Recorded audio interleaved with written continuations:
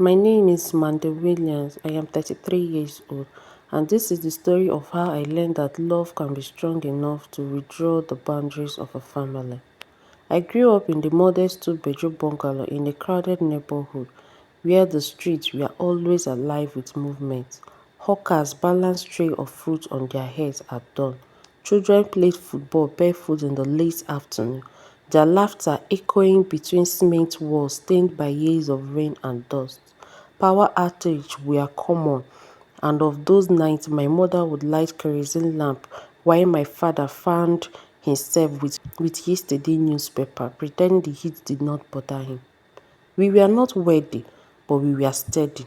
My father worked long hours at a government office, coming home with files stuck under his arm and responsibility etched into his brow.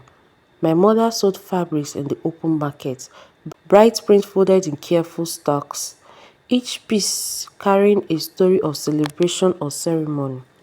From them, I learned that dignity is not measured by income, but by integrity.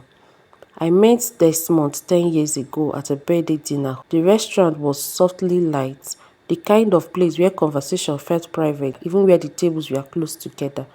He was already successful, confident without being arrogant, published without saying rehearsed.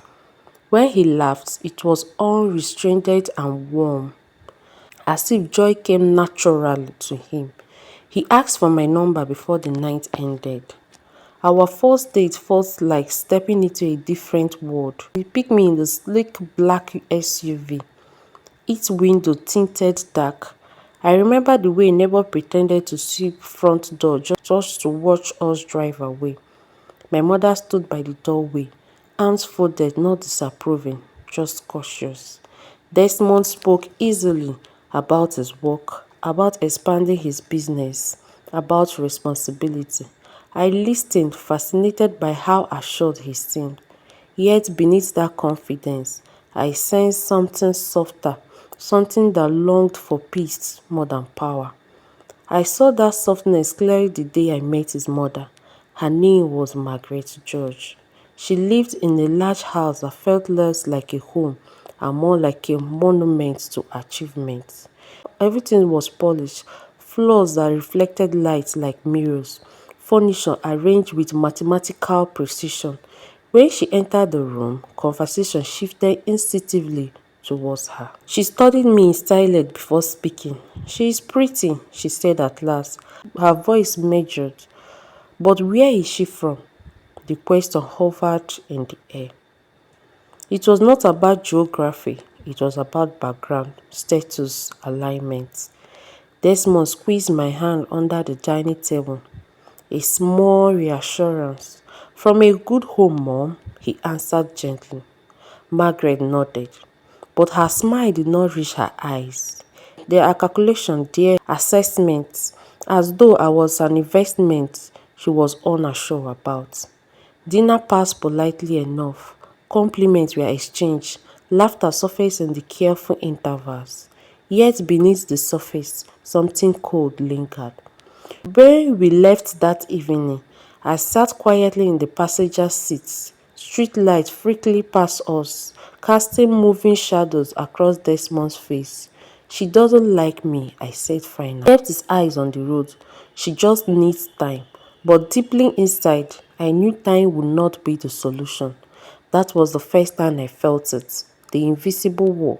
The understanding that loving Desmond would mean more than loving a man. It would mean stepping into the family that had already decided what kind of woman belonged beside him. And I was not their choice. I did not yet know how high that wall would grow. I did not know how many quiet humiliations I would swallow, how many false smiles I would master. I did not know that years later, on the day I held my newborn daughter in my arms, that same wall would threaten to collapse everything. All I knew that night as we drove through the dim glow of the city was this: I was already being measured, and I was not sure I would ever measure up. After that first dinner, I told myself I was imagining things. It is easy when you love someone to convince yourself that discomfort is insecurity. I did not want to be the kind of woman who created tension between a man and his mother, so I tried harder. I visited often, I dressed carefully, never too loud, never too simple. I brought small gifts when I came: pastries, a bottle of wine, fresh flowers. I offered to help in the kitchen even when domestic staff were present. I smiled until my cheek hurt. She corrected me gently when I mispronounced a family friend's name. She explained traditions as though I were an outsider studying their culture.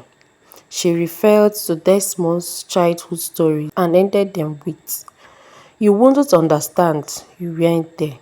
At gatherings, she would place other women beside her, daughters of her friends, accomplished and impeccably dressed. They laughed easily at her joke. They shared histories I did not know. I sat a little apart, included but not embraced. Once during a Sunday lunch, she said lightly, "Desmond has always needed someone who can match his ambition." Her eyes rested on me as she spoke. "I do my best," I replied quietly. "Yes," she said, lifting her glass. "We all do." It was not what she said, it was what she did, not said. Desmond tried to buffer the sharp edges. He would wrap his arm around me, pull me closer, kiss my temple in front of everyone. He believed public affection could correct private doubts. But Margaret's influence in that family was deep and wide. She had built the home, managed the finances when her husband's business struggled in his early years, cultivated relationships that elevated their social standing. Her authority was earned, and I, in her eyes, had earned nothing. When Desmond proposed, it was not elaborate. He did not hide a ring in a desert or arrange fireworks. He came to my apartment one evening, nervous in a way I had never seen him before. "I don't want a life that doesn't include you," he said simply. He knelt, his hands trembled. I said yes before he finished asking. Telling my parents was joyful. My mom cried openly. My father shook Desmond's hand with solid pride. Telling his parents was different. Margaret listened without interruption. When Desmond finished, she folded her hands on her lap. "If this is what you have chosen," she said, "we will support you."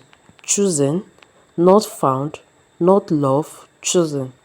There is a difference. Preparations began, meetings were held, families were introduced formally. I watched Margaret move through the process with strategic precision, deciding venues, guest lists, menu options. She consulted me, but decisions were rarely mine. I told myself it did not matter. Marriage was the goal, not the ceremony.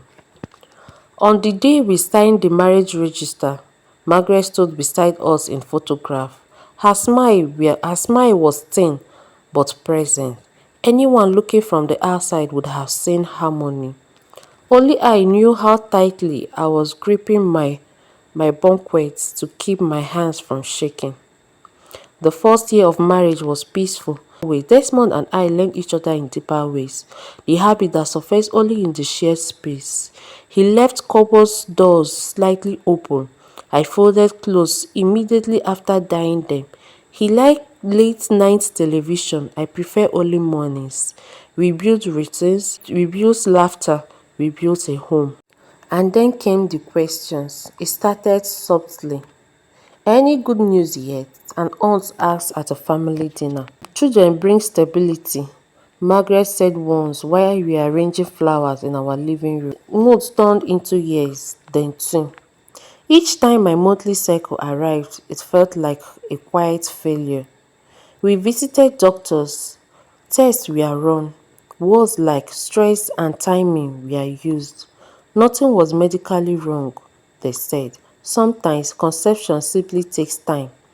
Time became an enemy. At gatherings, conversation would shift when I entered the room. I began imagining whispers. "She is career focused. Maybe she waited too long. Desmond's deserve hers." Margaret did not say those words directly, but her disappointment radiated. Once during a tense conversation, she said, "In my time, women prioritized differently." I went home and cried in the shower so Desmond would not hear. He tried to reassure me, "We will have our child," he would say, holding my face in his hand. "Or we will adopt, or we will travel the world. You were enough." I believe he meant it, but I also saw the way he lingered when holding other people's babies. The silence in our home began to feel heavier. In our third year of marriage, I became pregnant. It happened quietly, almost unexpectedly. I remember staring at the positive test in disbelief. My hand shook as I called Desmond in the bathroom. He lifted off the ground laughing. For weeks, we lived in the fragile bubbles of hope. I walked carefully. I avoided crowded places. I drank herbal teas recommended by older women. Margaret's attitude shifted slightly. She called more often. She sent food. She advised me on what to eat, what to avoid for a brief moment. I glimpsed what acceptance might feel like. And then, one morning, I woke up to a sharp pain and blood. Hospital lights were harsh. The doctor's voice were gentle but firm. Miscarriage. The word echoing in my ears like a verdict. Desmond heard me while I wept. Margaret came to the hospital later that day. She stood at the foot of the bed, composed. "These things happen," she said. "You must be strong." I wanted her to hug me. She did not. After that loss, something inside me hardened, not against Desmond, but against expectation. I stopped discussing fertility with anyone outside our home. I stopped attending certain gatherings. I built invisible walls to protect myself.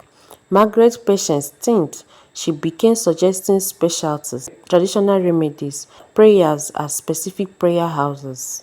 "It may be spiritual," she hinted once. The implication stung, as though my body were not only flamed but cursed. Life has its way of shifting power without warning. Margaret fell ill suddenly. Severe headache, dizziness, then collapse. Doctors diagnosed a stroke. The woman who had commanded rooms was reduced to a hospital bed. Her speech slurred, her moments limited. I visited often, not because she had been kind, but because I believe kindness should not be transactional. Sometimes she would look at me with something unfamiliar in her eyes, not warmth exactly, but vulnerability. Once, when Desmond stepped out of the room, she said softly, "Take care of him." "I will," I replied. It was the closest she had ever come to acknowledge me as part of her son's life. She passed away months later. The house felt different without her, quieter but heavier. At the funeral, people praised her strength, her discipline, her devotion to family. I listened and wondered whether she had ever known how deeply I wanted her approval. After her burial, Desmond grieved openly. His father grew reserves, and I, standing between the past and the future, felt an odd mixture of sorrow and relief. I thought the tension has ended. I was wrong. 3 years after Margaret's death, I became pregnant again. This time, I gathered the news carefully. I waited until the doctor confirmed the heartbeat. I waited until the second trimester before announcing it publicly. Desmond cried when he heard the steady whines during the ultrasound. He pressed his forehead against mine, whispering, "This is our miracle." When we told his father, he nodded slowly. "Your mother would have been pleased," he said. The sentence lingered. At 5 months pregnant, during a quiet evening visit, he cleared his throat and said, "If the child is a girl, it would honor your mother to name her Margaret." The air changed instantly. Desmond shifted his chair. I felt my pulse quicken. "We have not decided yet," Desmond replied carefully. "Is it important?" his father continued. "A name carries legacy. Legacy." The word pressed against me like a weight. I rested my hand over the swollen belly. Inside, my baby moved gently, unaware of the debate forming around her existence. I smiled politely. We will consider it, I said. But in my heart, I knew this was not a suggestion. It was a demand waiting to surface. My labor began just before dawn. The sky outside our bedroom windows was still dark, fragile hour when night hesitates before surrendering to morning. I woke to a tightening in my lower back, deep, insistent, different from anything I had felt before. At first, I said nothing. I had learned not to trust hope too quickly, but when the pain came again, stronger, wrapping around my abdomen like a firm band, I touched Desmond's shoulder. "It's time," I whispered. He sat up instantly. The drive to the hospital was quiet except for my breathing.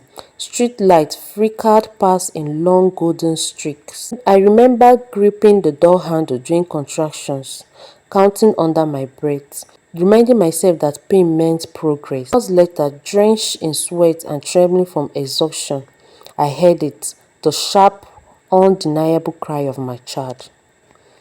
They placed her on my chest. She was warm and slippery and real. Her skin was stained deep brown as mine.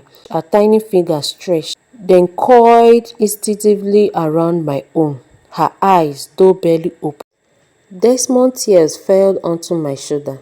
"She's perfect," he whispered. In that moment, nothing else mattered. Not family politics, not legacy, not expectation, just her. We had already chosen her name quietly, weeks before. Ava Grace. Ava because it meant life. Grace because we had survived enough to understand its importance. I repeated the name softly against her hair, letting it settle into her skin. My Ava. Tradition required that a naming ceremony be held on the sixth day. Preparation began almost immediately. Invitations were sent. Chairs were rented. Food was ordered in quantities large enough to feed not just relatives but neighbors and colleagues. The courtyard of my father-in-law's home was decorated with white and gold fabrics, draped over canopies. On the surface, it looks like celebration. Underneath, tension simmered. 2 days before the ceremony, my father-in-law visited. He sat upright in our living room, hands resting firmly on the walking stick. "You have had time to think," he began. Desmond did not hesitate. "We have chosen her name, and Ava Grace." Silence. His father jaw tightened. "That is incomplete," he said. Desmond's voice remained calm. "It is complete to us." "You are forgetting your duty," he replied sharply. "Your mother carries this family. Her name must continue." I felt the old pressure rising, the familiar accusation that I was the disruptor, the outsider, uttering sacred lines. "With respect," I said gently, "our daughter deserves her own beginning." His eyes turned towards me, cool and assessing. "You have always wanted to erase my word like a slap." "I never wanted that," I answered, my voice trembling despite my efforts to steady it. "I only wanted to belong." He stood abruptly. "This conversation is not finished," but in my heart I knew it was. The morning of the ceremony was bright and cloudless. The air carried the scent of cooked spices and fresh flowers. Drummers began playing before noon, their rhythms echoing against the walls of the compound. Guests arrived in elegant attire, laughter flowing freely. Compliments were offered. My daughter, dressed in soft white fabric, slept peacefully in my arm. For a moment, I allowed myself to believe the tension might dissolve in celebration. When the officiating elder called everyone to order, a hush fell over the courtyard. "Today," he announced, "we give the child a name that will shape her path." He turned to Desmond. "What name do you present?" Desmond stood tall. "Ava Grace George." A murmur rippled through the crowd, and then my father-in-law rose to his feet. "No," he said firmly. "Her name is Margaret." The courtyard froze.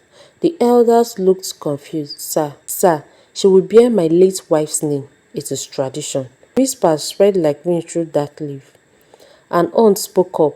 "It is only right," another relative added. "A child must honor her roots." My heart pounded in my ears. I felt exposed, as though the entire gathering were watching me breathe. Desmond's jaw tightened. "We have made our decision," he said. You are being influenced. His father shot back. Your wife has never respected this family. The accusation pierced something deep inside me. I rose slowly, holding my daughter closer. I have respected this family, I said, my voice shaking but clear. I enjoy being questioned. I enjoy being slammed for things beyond my control. I enjoy being treated like I did not belong. But I will not let my child carry resentment she did not create. Gasps echoes. My father-in-law face hardened. You have divided this family.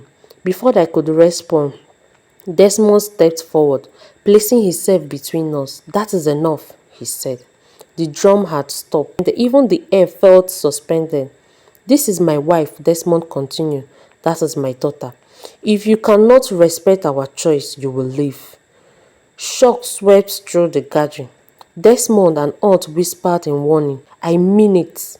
His father stared at him for a long moment. Disbelief etched across his face. You would choose her over your mother's memory? Desmond's answer was quiet but unshakable.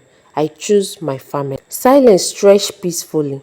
The chair began to scrap, one by one. Relatives stood and gathered their belongings. Conversation resumed in hushed tone. The festive atmosphere fractured into fragments. My father-in-law was the last to walk away. As he passed me, he said softly, you will regret this. I held my daughter tighter. I won't, I replied. Nearly half of the guests had left. The courtyard felt emptier, but strangely lighter. The elder cleared his throat gently. Shall we process? Desmond nodded. And so we did. Water touched our leaves, symbol of purity. Honey followed, symbol of sweetness. Each ritual felt intimate now, stripped of performance. When the elder announced her name again, Ava Grace George, it rang clearer than before. There was no applause this time, only quiet acceptance from those who remained. But in that quiet, I felt something powerful. We had drawn a boundary, not only of rebellion, but out of protection. That evening, after the last guest left and decoration surged in fading light, Desmond and I sat alone in the courtyard. Our daughter slept peacefully between us. Are you okay? He asked softly. I think so. He exhaled deeply. I should have stood up sooner, for years. You stood up when it mattered most, I replied. For the first time since I had known him, I saw a shift in Desmond, not just as a son, but as a father. He has chosen the family he was building over the one he came from. That choice cost him, but it freed us. Weeks passed. Calls from extended relatives were fewer. Some remained distant. Others quietly resumed contact as though nothing had happened. Then one afternoon my phone rang. It was my father-in-law. I would like to see my granddaughter, he said. There was no pride in his voice, only age. I hesitated. Her name is Ava, I reminded him gently. A pause. I know. When he visited, he stood awkwardly near the doorway before stepping inside. He looked smaller somehow. I placed Ava in his arm. She stared up at him with wide, curious eyes. Something in her expression softened. She has your mother's forehead, he murmured to Desmond. But he did not say the name Margaret. And I did not ask him to. Healing did not arrive dramatically. It came in small gesture, short visits, restrained conversation, careful respect. He never apologized outright. He stopped insisting. Sometimes that is the closest some people can come to remorse. Today when I tell this story, my daughter is 2 years old. When she laughs, she throws her head back freely. When she runs towards me, arms wide, no inherited bitterness, no silent expectation, just joy. I often think about how close we came to allowing fear to dictate her identity. Names are powerful, but they should not be prison. I once believed belonging meant enduring everything silently. I thought love requires endless patience without boundaries. I was wrong. Belonging also requires courage. The day my husband asked his family to leave was not just about a name. It was about redefining respect. It was about protecting the next generation from old wounds. Family can love imperfectly. They can cling to tradition even when it harms. They can resist change because change feels like loss. But growth demands comfort. If Margaret had lived longer, perhaps we might have found peace. Perhaps time would have softened her. I will never know. What I do know is this. On the day my daughter was named, I stopped trying to earn acceptance through silence. I chose my child's freedom over inherited expectation, and in doing so, I finally chose myself. Her name is Ava Grace, and it was the first gift we ever truly gave her. Thank you so much for watching my video. Please don't forget to like, share, and subscribe.